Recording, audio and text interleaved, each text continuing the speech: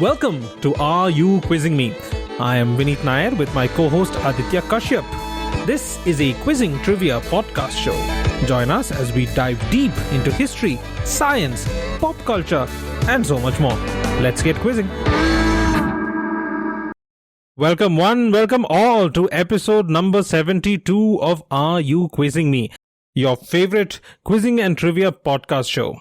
Aditya and I are back for another round of quizzing, and without further ado, let's move into the meat of the quizzing itself. Let's start off today with our usual audience question, the answer for which I will reveal at the end of today's episode. So today's question for you, our dear audience, is: this iconic company logo is actually a stylized version of two people, the company and the customer, shaking hands. Let me repeat the question. This iconic company logo is actually a stylized version of two people, the company and the customer, shaking hands. Identify the company. I will reveal the answer to this question at the end of today's episode. So let's start off with today's main quizzing series with Aditya, who has just back from finding himself in the Himalayas. So before you start the question, Aditya, do you want to tell our audience how the Himalayas are right now? How about I just combine that into my first question, Vineet? Wow! And that, trust me, was not planned. That is just a crazy coincidence. But yeah, please do. So I was in the Himalayas, I was trekking, and I encountered a fun piece of trivia, and of course I had to include it. So without any further ado, Vineet, here's the first question for this episode. Tell me, who is the first person to put 2 feet on top of Mount Everest? Oh, I feel this is a trick question when you say 2 feet. Because I think Edmund Hillary's famous photograph has him with just 1 foot on top, 1 foot at the bottom. Not bottom, I mean like he's got 1 foot on the peak and he's got a flag with it. Right, so is that the reason that it's not Edmund Hillary and Tenzing Norgay then? That would be quite the stride, like 1 foot at the bottom, 1 foot on the top. Okay, by bottom, I did not mean at the bottom of the base of Mount Everest, but actually I think it's supposed to be pronounced Everest, right? But we all call it Everest. Do you know who it's named after? I think it's a George Everest. He's somebody in England, but he's never visited Everest. So he has nothing to do with Everest, but they named it after him anyway. I believe it's something like that. I'm not sure. You never fail to impress me, Vineet. Of course, you are right. It is a George Everest, and yes, his name was pronounced Everest. And of course, the modern pronunciation is Everest. So I won't say it's incorrect. It just has evolved over time. Yeah. George himself, by the way, was against that being the name of the mountain for a couple of reasons. And his reasons were it could not be written in Hindi and it couldn't be pronounced by Indians, or the native of India, as he called them.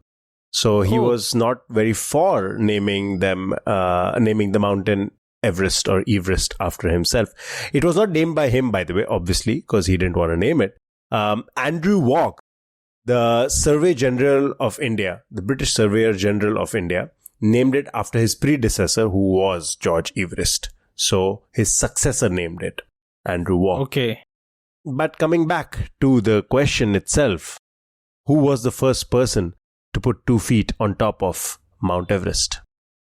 Okay, so I have a feeling there's a trick here somewhere. So first person to put 2 feet. Now, what if those are not human feet?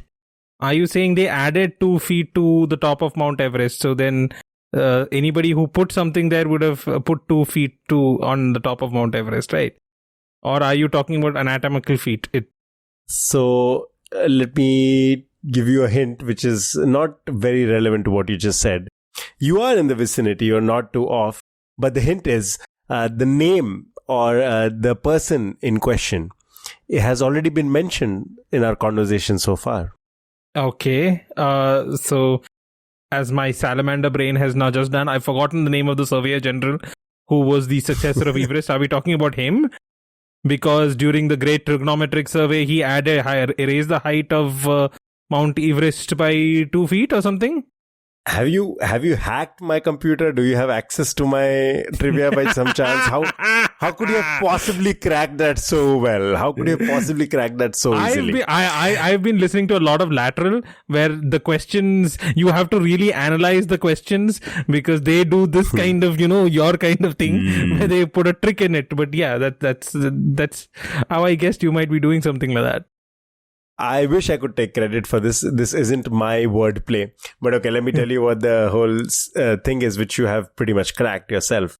Sir Andrew Scott Walk, who was the British Surveyor General of India. And I don't know if I'm pronouncing it right. Steve Walk, Mark Walk, W-A-U-G-H is Walk. War.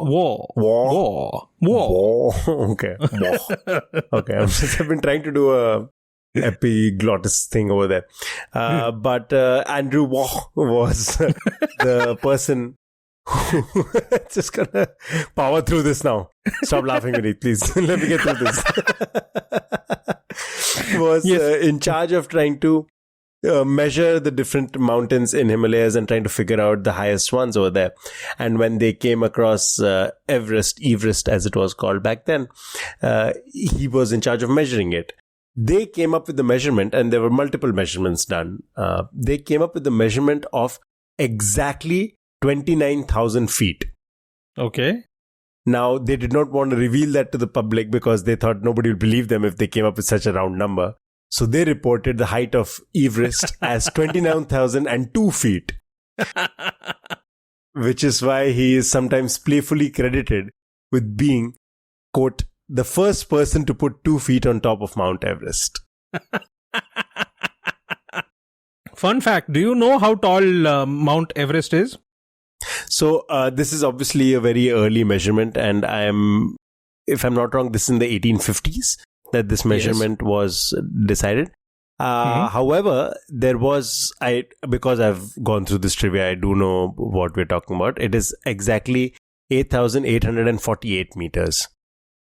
And this was something that they agreed to very recently. China and Nepal came to an agreement very recently as to the height of Everest, because they had discrepancy over their measurements, and specifically, I think they were arguing about whether they should include the ice or the snow on top into the height of the mountain or not. And eventually they decided that yes, this is the height that they're gonna. Okay, great answer to that question, but I'm afraid that's not what we were looking for. The correct answer to that was nobody knows. What? Why? Okay, so here's the thing. This is one of those technicality things. How do you measure the height of a mountain? Oh, okay. You mean like from the base, from sea level, from the Earth center? Exactly. And how do you know? How do you get to sea level from, the sea is very far away from Mount Everest, right? So how do you get that kind of a precise measurement? You don't. Where is the base of the mountain? Is it at sea level, or is it where you can see the base of the mountain? Right? Physically go and check. But then if the mountain's already on a raised plateau surface, then do you include the plateau's height or do you not? You see the problem? I do see the problem, Vineet. I'm very, very cognizant of the problem. There is no correct, actually. Basically, we haven't agreed upon height for Mount Everest, but there is no actual. We probably will never know exactly how tall it is. And plus, it keeps changing every year. Because Mount Everest, I think, grows by around 2 centimeters or something every year.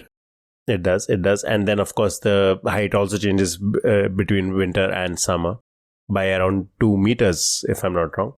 You are right. Do you know since we are talking, and this is again not our usual diet of questions, because we don't get into technicalities. But since we are here, do you know the point furthest away from the center of the earth, if you were to measure a mountain, quote unquote, by that yardstick? What is it called? Mount Chimborazo in Ecuador? Oh, God, man. What is up with you? It is Chimborazo in Ecuador, and it is a whole 2,168 meters further from the center of the earth than Everest is. So, that is... if you were also to consider from the base, physical base to the top of the peak, which would be the tallest mountain on earth? That would be Mauna Kea in Hawaii. Ah, you knew that one. Yes. Yes. Because it is an underwater mountain, right? And what we see on land is just the peak. Mm-hmm.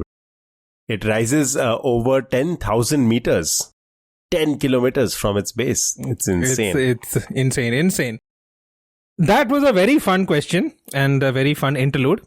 So I'm going to go into something I've been kind of keeping in a pocket for a fun moment.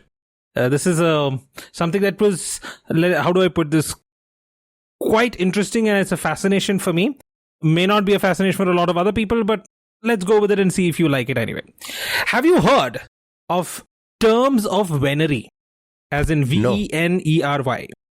No, I haven't. No? Okay, so most classically known terms of venery can be traced back to the Book of St. Alban, published in 1486. The book is attributed to Juliana Berner, who came up with imaginative yet oddly appropriate terms of venery. What am I talking about, and what are terms of venery? You started the question by asking me if I know terms of venery. I told you I don't know terms of venery, and you ended the question by asking me what are the terms of venery. Yes. No, because the clue I'm giving you is that most classically known terms of venery can be traced back to the Book of St. Alban, published in 1486. Okay, so follow-up question is, do I know the St. Alban book? And the answer to that is also no, I don't. So this question so far has given me zero clues, Vineet. No, let's just put this, this is like just the gateway question. Most people would not be able to tell you what terms of venery are, or I'll tell you what the Book of St. Alban is about. The Book of St. Alban is about hunting. Okay. Hunting, trapping, basically killing innocent animals in the woods for food. And you said this is what time period? 14th century? 1486. Oh, okay, so 15th century. 15th century, yes. And terms of venery are derived from that book. I'm assuming it has something to do with food? Not food. Oh, interesting. Then the second guess would be some sort of warfare or some sort of guerrilla warfare technique? No, not that either.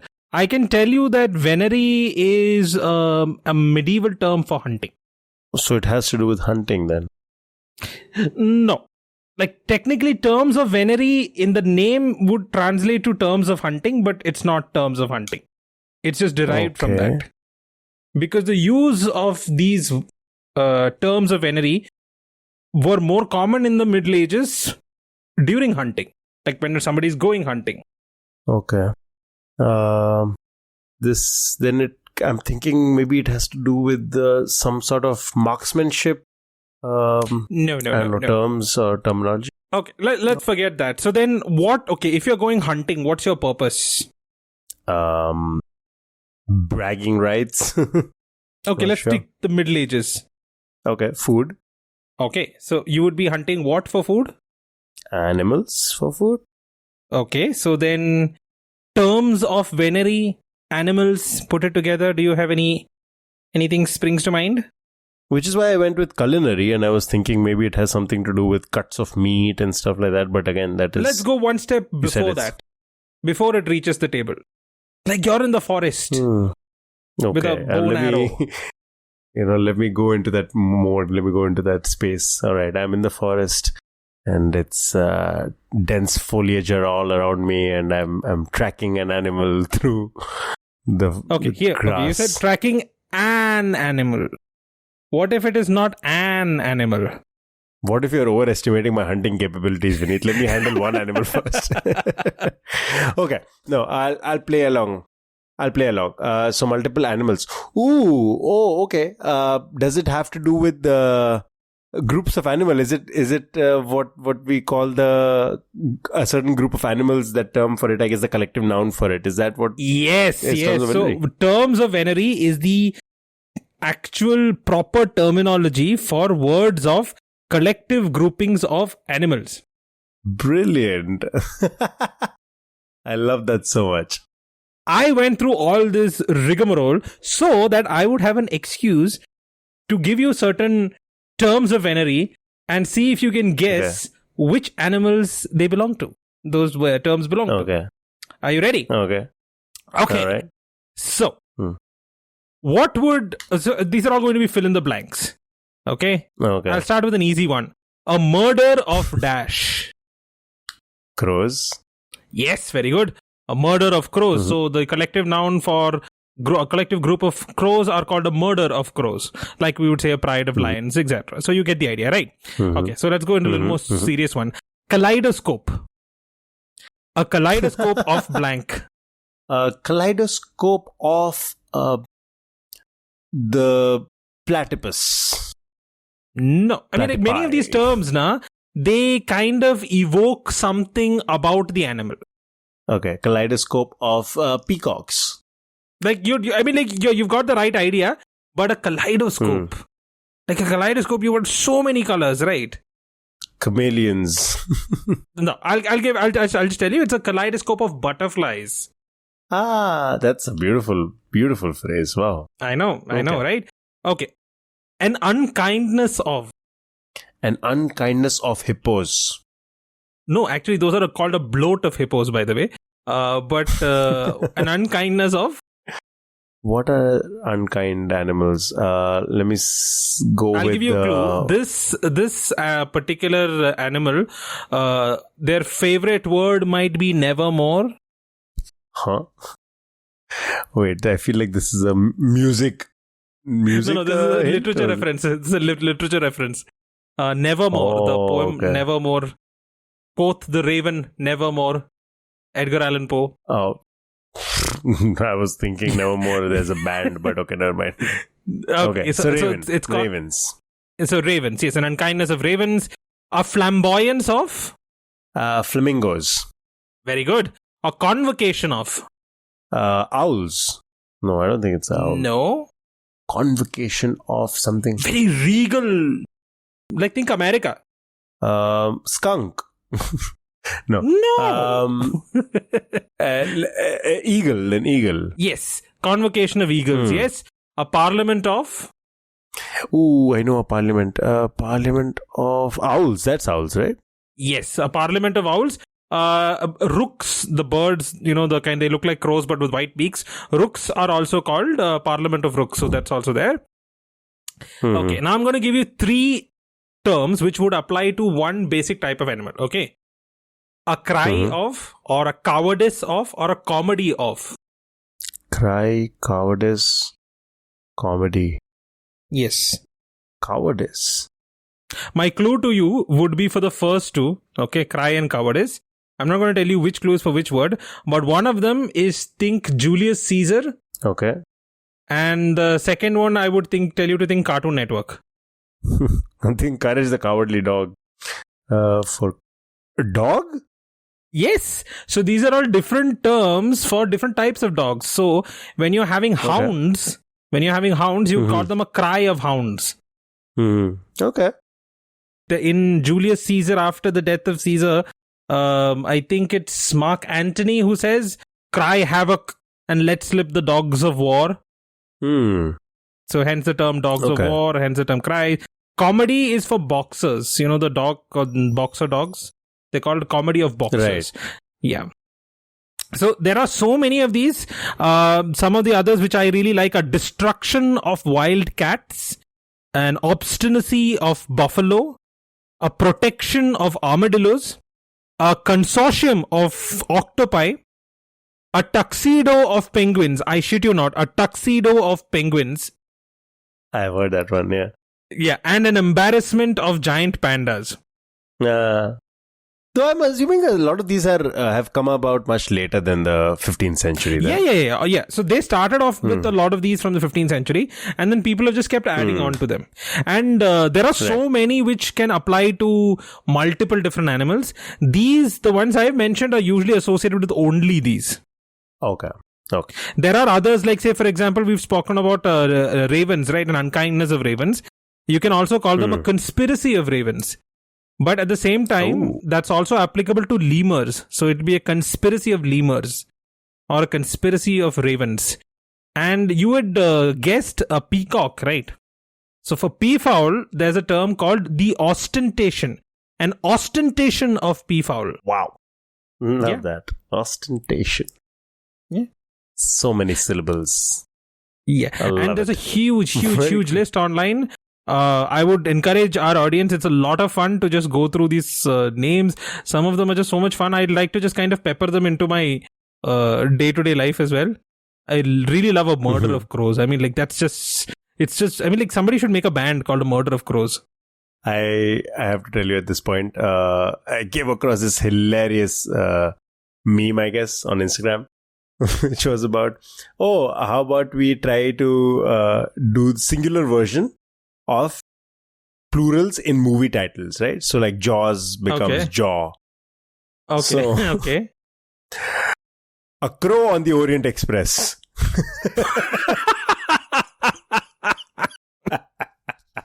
That is amazing. That is amazing. Which I thought was hilarious.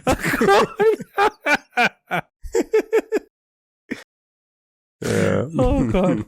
Okay. So we spent enough silly time on animals and funny names of their groupings. So let's move back to you, Aditya. Well, from that multisyllabic, very fancy sounding English, let's move to something which is very much my territory.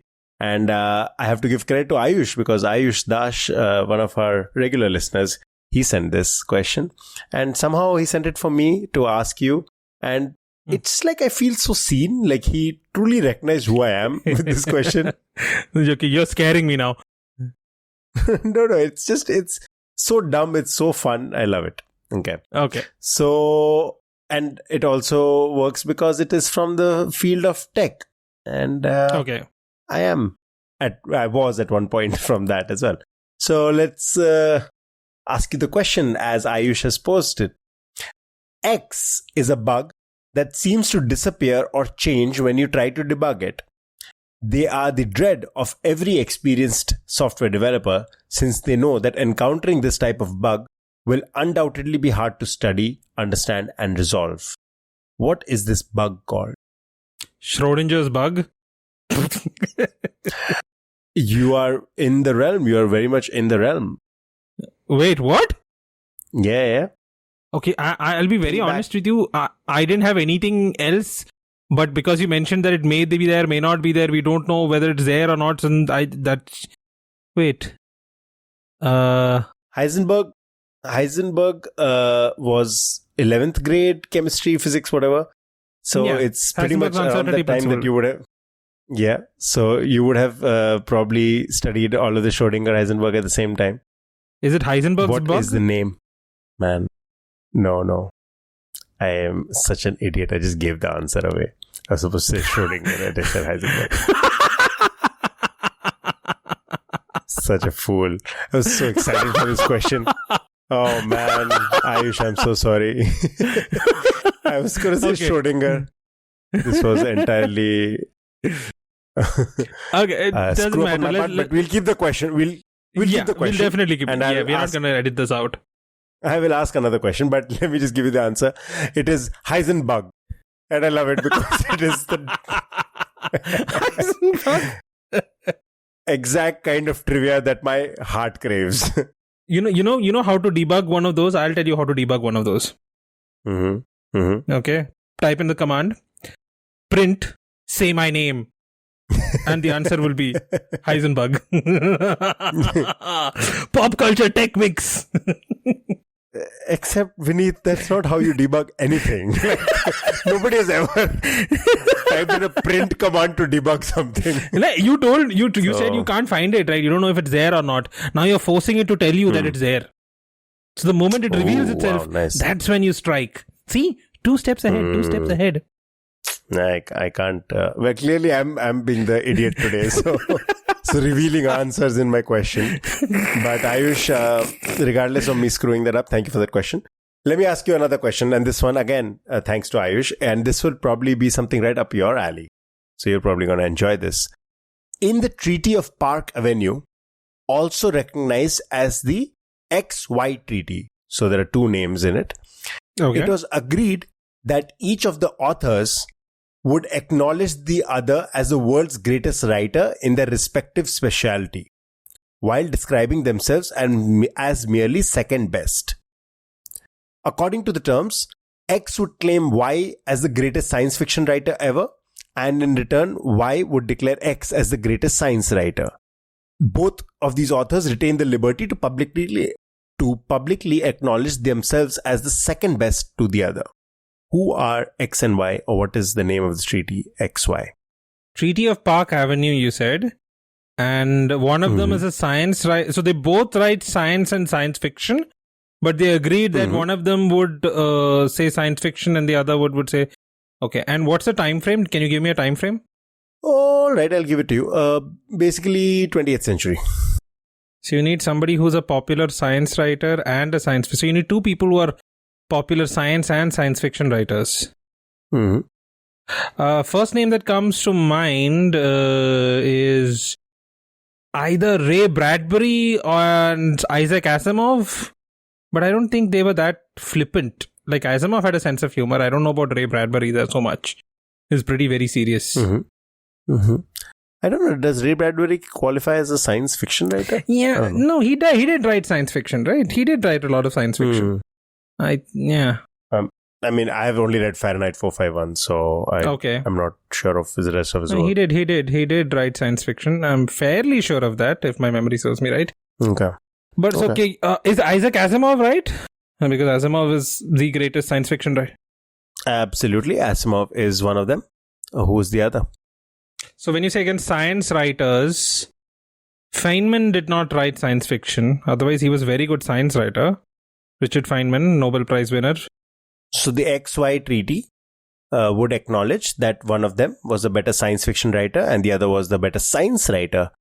Asimov was the science writer. Who was the better science fiction writer? Oh, Asimov was the science writer, not the science fiction writer. I am as surprised as you are. Wow. Okay. That really knocked me out for a park because I had Asimov pegged as a science fiction writer. So who's the only author who might give Asimov a run for his money when it comes to science fiction? Oh, that's a tough. Honestly, I don't think anybody's had that much of an impact on science fiction as Asimov has had. I'd have to agree with you, but it's just that this question demands an answer. So for the purpose of this question, who would it be? I agree though. I feel Asimov is probably the GOAT in this question. True. If you're thinking purely science fiction writer who has a bigger reach, Frank Herbert, the author of Dune? No. Robert Heinlein? No. Also very, very famous, obviously, but was considered, in fact, actually, I'd have to give it to you, was considered in the top 3 as the big 3 of science fiction, with the other 2 being X and Y. If I would say that there is one other author who's had a huge impact on the way we depict science fiction, at least now in the 90s and the 2000s, would be Philip K. Dick. Ooh, good guess, but no. Okay, I'm running out of science fiction authors who are like huge names. Now I'm going to go to like smaller names. Greg Bear, but no, Greg Bear wasn't a contemporary of science of Asimov, even though he's written some fantastic novels. Wait, who had written Rendezvous with Rama? Wait. No. I think you're doing deep cuts now. It's not that obscure a name. Okay. I'll need a clue. Okay. This particular author lived out the last years of his life in Sri Lanka, not too far away. It is the person I'm thinking about. The guy who wrote Rendezvous with Rama. Oh God. He's very famous for that novel. Right. He did write Rendezvous with Rama. You're right. Yeah, 2001 A Space Odyssey. I'm trying to remember his name. Oh God. My brain. 2001 A Space Odyssey. Why can't I remember his name? I've read it like 1,000 times. I'm sure you have. God. I don't doubt that. I'll give it to you. It's fine. You name drop Rendezvous with Rama and 2001 A Space Odyssey.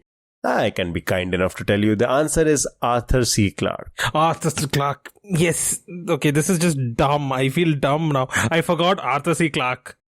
Yeah. He's had a huge... Yes, was the other author in question. Arthur C. Clarke, along with Heinlein, as you had already mentioned, and Asimov was considered they were together considered the big 3 of science fiction, pretty much through the 20th century. And coming back to the original question, it is the Clarke-Asimov Treaty, where Clark would be, if either of them were asked, they would say Clark is the better science fiction writer, Asimov is the better science writer, and they were free to just say that they were the second best to the other. What's really, really surprising is Clark wrote a lot more of hard science fiction, where, the science has to make sense in his science fiction, right? Asimov's science fiction didn't have to make sense. Like, he made up stuff like positronic brains and things like that, where there's no basis in actual physics, right? He never tried to explain the physics or what was going on. But Clark goes into like detailed descriptions at many points. So I'm really confused about this. But either way, it's a great question. It is a lovely question, and we have Ayush to thank for both of these trivia, which was the first one, obviously, that I gave away was Heisenberg. Beautiful, beautiful pun right there. And the second one being Clark Asimov Treaty. Yeah, thank you, Ayush. Yeah. So, I'm going to also ask a question which was sent by Ayush. However, since it's very closely related to a question that I had kept with me, I'm going to combine these two into like a two-part question. Or maybe the second part will be a hint to give you the answer to the first part. So, in American movies, TV and literature, there's a common trope known as X, which is a two-word term. Okay, X here is a two-word term. It was popularized by Spike Lee back in 2001. This character, that's X type of characters, is usually portrayed by a black person as a supportive figure helping white protagonists. X is often a janitor, sometimes a prisoner. The character often has no past, but simply appears one day to help the white protagonist. These characters are typically patient, wise, and possess special powers, and will do almost anything, including sacrificing themselves to save the white protagonist. So what is the term that Spike Lee popularized in 2001? Okay, so this has existed from before, but Spike Lee I think he coined the term. I think I've heard of this because it's one of those very common tropes. It's like, whatever, Manic Pixie Dream Girl and stuff like that. Yes. And it's a two-word phrase or two-word name, right?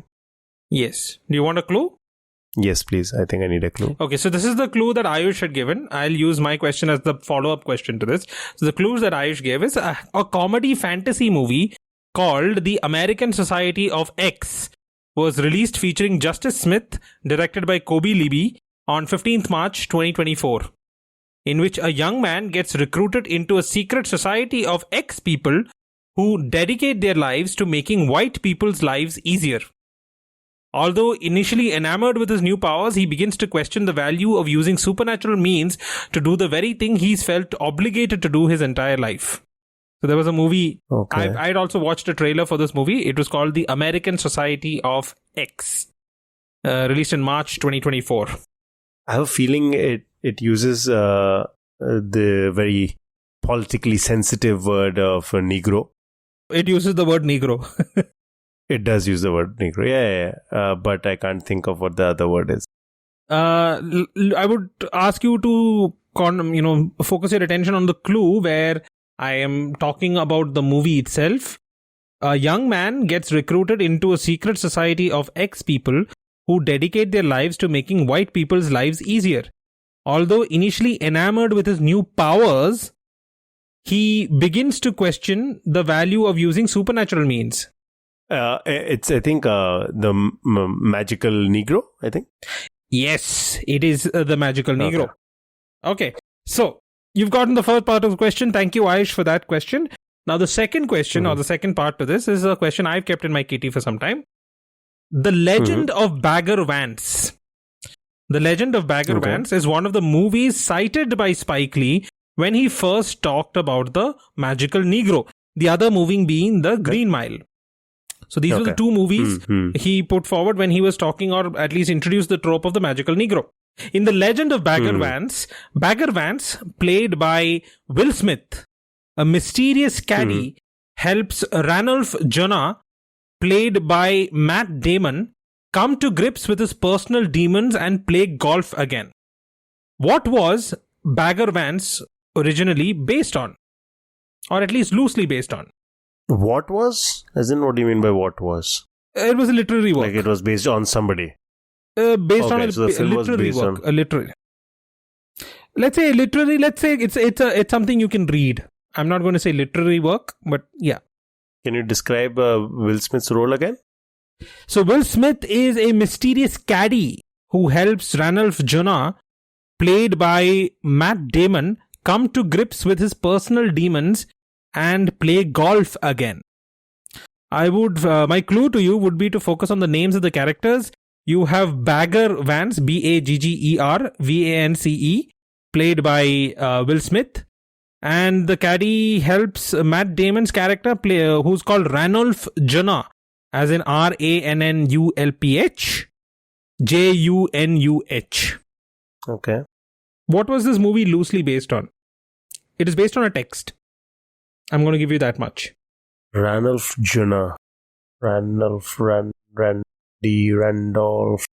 I don't know, when you described the whole setting of the thing, it reminded me of a little bit of Driving Miss Daisy, like the person driving somebody around, and especially a black person driving somebody around. Mm-hmm. But Driving Miss Daisy is obviously not the thing in question. The only other thing I can think of is solving somebody's life problems as a driver is like the Gita, but I don't know, how would that make sense? Yes, it is based on the Bhagavad Gita. Oh, what? That's insane. Yeah, can you tell me how the names play into it? Now just try and work backwards. Ranulph Junah. Arjuna. Arjuna. And right. Will Smith plays Bagger Vance. Say Bagger Vance very quickly. Bagger Vance. Oh, Bhagwan? Is it Bhagwan? Yes, Bhagwan. Oh boy, who came up with this?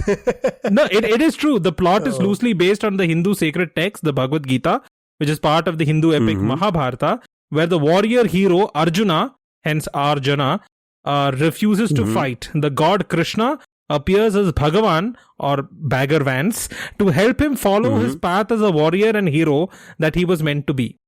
Okay. Very cool. So at some point, and in some quiz, we can put a list of actors who've played Krishna and add Will Smith to that. And that should really be a complete unexpected. It'll be like Nitish Bharadwaj and Will Smith. Yeah, that would hopefully make a very interesting question. But I love that. Very cool. Wow. Nice. Completely unexpected, but again, wordplay right up my alley. I like it. Arjuna. Brilliant. Let's do a little bit more of pop culture since you did start us off on that path. Yes. Paul McCartney. Somebody you might have heard of. Yes. Paul McCartney used to, during the height of Beatlemania, used to check into hotels under a pseudonym. That pseudonym eventually became the name of another band, or rather inspired the name of another band. Do you know what pseudonym did Paul McCartney use? I've read this somewhere, and I remember that I've read it, but I can't remember what it is. So it's a situation where I know, because the moment you said Paul McCartney checking in pseudonym, I was like, yeah, I read it at somewhere and I've completely forgotten it. So I'll have to work it out some other way. Oh God. I'll give you a hint. The band in question that derived their name from Paul McCartney's pseudonym was an American punk rock band. American punk rock. Yeah, that narrows the field. Formed in 1974. So we are talking about 1974. Sid Vicious? No, I mean, like, that was his name, right? It was not the name of the band. American punk rock, not my field. More clues, please. In 1996, after a tour with the Lollapalooza Music Festival, they played a farewell concert in LA and disbanded. So their tenure was till 1996. Nope. All of the 4 original members of the band have passed away. Oh. Paul McCartney used some name as pseudonym. Punk rock band. Mm-hmm.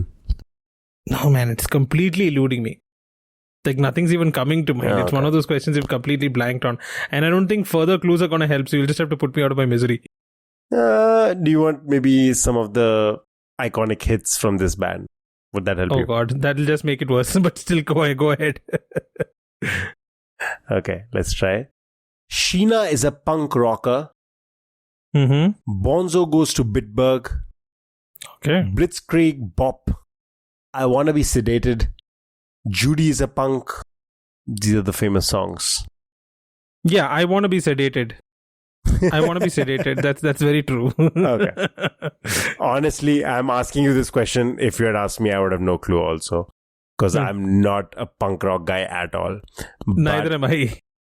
Yeah, I was hoping that your Beatles fandom would carry you through. I've read it. Right. I know that I've read it, but it's just not there. I can't remember anything about. Yeah. That's fair. It's all right. I'll give you the answer. It is the Ramones. The Ramones. Because Paul McCartney used to use the pseudonym Paul Ramon when checking into hotels to avoid fans. And Didi, who was part of the original four from the group, encouraged them to take on that name almost as a reference, tongue-in-cheek reference to Paul McCartney. And that's how the Ramones got their name, from Paul McCartney. So Beatles has influenced a genre as far away as punk rock also. Yeah. Beatles just continue blowing my mind. That's painful. I should have remembered that. It's all right. You got it. You almost got it. Yeah, okay. So let me see if I can dish out some of that same torture to you. Go for it. So this is the question that I'm going to ask you. Shammi Narang is an Indian media personality. Graduating with an engineering degree, he was selected from among 10,000 candidates into Doordarshan, which was then the only channel in India, and he became the face of Doordarshan news reading and Indian television in general during the 70s and the 80s. He has been seen in films like Uttejna, Makbul, Sultan, No One Killed Jessica, and Sarabjit. While he is a familiar face to our parents' generation, millions of people know one aspect of him without knowing who he is. Especially residents of Lucknow, Delhi, Hyderabad, Jaipur, Gurgaon, and many tourists in Jaipur, Bikaner, Jodhpur, and Mysore. How? Tourists also know him. But even if you don't think of the tourist thing, that's fine. That's a little lesser known fact. But residents, millions of residents of Lucknow, Delhi to people outside India, Hyderabad, Jaipur, Gurgaon, they all know one aspect of him without knowing his name. Is Mumbai also on that list? Yes, Mumbai is also on that list. Is Bangalore also on that list? No, Bangalore is not on the list. Oh, okay. Because I was going to guess Metro, but then if Bangalore is not there, then... You are right. It is the Metro. He is the voice of the Indian Metro, but he's the voice of the Indian Metro Hindi announcements and Urdu also in Hyderabad. So he's done. He's the voice of the original voice of, Please Mind the Gap, that kind of thing in Hindi. Darwaza, baaye aur khulenge. So that's Shammi Narang. Okay. Very cool. But you also mentioned tourists. Which tourism? Yes, so he's lent his voice to the audio guides on heritage monuments in Jaipur, Jodhpur, Bikaner, and Mysore. Of course, yeah, makes sense. That's brilliant. That's a pretty great question, actually. I'm surprised not Bangalore though, because I would imagine it fits right in. But okay, maybe Bangalore. No, apparently Hindi else. Announcements. Only his Hindi announcements have been moved, and if I'm not mistaken, Bangalore Metro does not have Hindi announcements. Okay, but Hyderabad Metro has. Interesting. Yes, so Hyderabad has both Hyderabad Hindi and Urdu announcements are by Shammi Narang. He mentioned that in an interview. All right. Cool. That is a great piece of trivia. I love it. Shammi Narang. Name finally to the voice that I've heard so many times. Yes. And I guarantee you, our parents definitely know him. Okay. Because he was the face of Doordarshan in the 70s and the 80s. Right. And you mentioned that he has also been in bunch of movies and stuff also. Yeah. Yeah, but those are like tiny roles. I just put that in to throw you off. Mean, very mean. Cool. I think that brings us to the end of the episode, I believe. Yes. So that's the time for all the time we have for our regular questions. There is the matter of the audience question. So the audience question for today was, this iconic company logo is actually a stylized version of two people, the company and the customer, shaking hands. Which company? Aditya, do you know? Company and the customer shaking hands. No, I don't know actually. Which industry did you say? I did not say the industry. I just said it's a company logo. Okay. Do you want No, the industry? I don't know what that could be. Maybe, yeah. It's the automobile industry. Oh, wouldn't have guessed that. I would have guessed something along FMCG lines. Automobile, which looks like a handshake. No, I can't think of anything. Ooh, wait, let me actually try to guess this. Is this... Because I was also thinking Hewlett-Packard for some reason. HP, I was thinking about HP is obviously just written HP. Is it by any chance Hyundai? Yes, it is Hyundai or Hyundai. I don't know which the correct pronunciation is, but yes. So basically the two pillars of the H are supposed to be, the customer and the company, and the middle connecting line is supposed to be them shaking hands. Now that you say it, I feel like I've seen this in one of those places where you can see logos and their design principles. I think I've probably seen it before. You might have. Pretty great. Yeah. So what's your pop culture recommendation this week, Aditya? Ooh, I had the opportunity to watch Inside Out 2. So, very early recommendation. It just came out. So if you haven't seen it yet, go check it out. Obviously, the first one is a absolute favorite film of mine. And spoiler alert for the first film, in the scene where Bing Bong dies, I have at every point, every time I've seen it, I've cried. And I've seen it multiple times. So it is one of my absolute favorite Pixar films. I'm wearing a Pixar t-shirt because I just went to watch it actually. And the second part just came out and it is pretty great. It's pretty great. As sequels go, it is a decent sequel. So worth your time. Check out that. I also had the chance, because I recently reacquired my Netflix account, I had the chance to check out Pretty Woman. It had been on my watch list for a very long time. I would say Julia Roberts, Richard Gere can't go wrong. They are an attractive couple, just falling in love.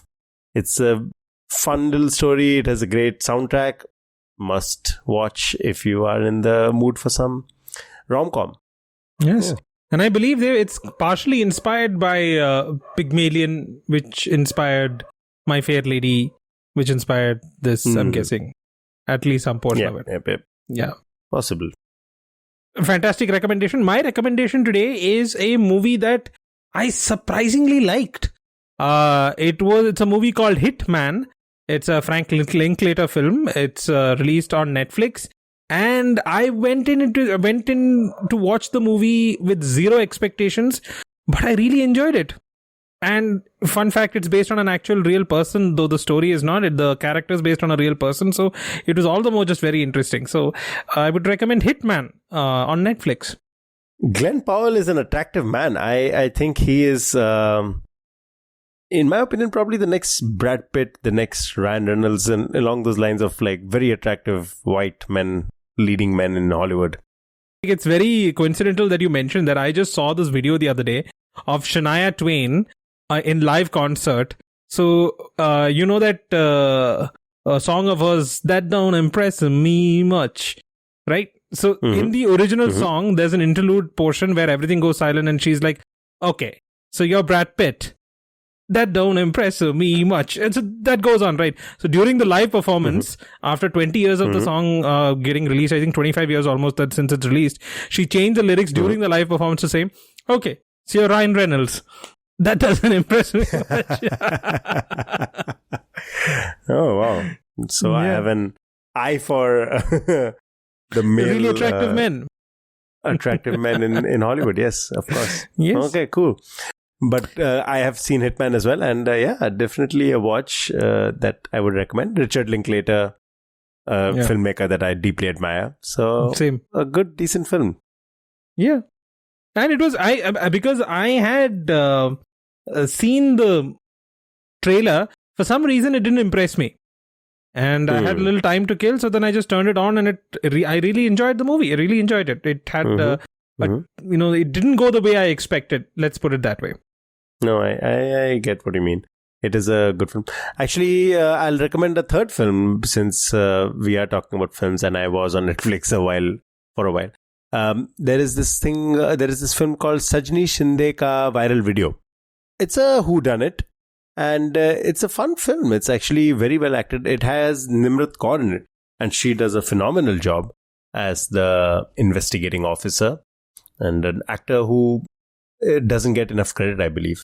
So yeah, check out Sajni Shinde Ka Viral Video, also on Netflix, and the other films mentioned. Yeah. So then that's all the time we have for this episode. Thank you guys all for listening in. We hope you enjoyed the show. Have you learned something new? If you liked what you heard, please subscribe to our podcast and leave us a review on whichever podcast platform you're listening to us to. Take 2 seconds after my spiel to go hit that subscribe button, and at the same time give us a 5-star rating. It helps us reach a wider audience and allows more people to discover and enjoy the show. We'd also love to hear from you, feedback, suggestions, and trivia. If, like Ayush, and thank you again Ayush, you would like to send us questions that you want asked on the show, you can send us an email at areyouquizzingme@gmail.com with the name of the quizmaster in the subject line. We appreciate your support and look forward to sharing more episodes with you in the future. Thanks again for tuning in, and have a great day. See you guys next week.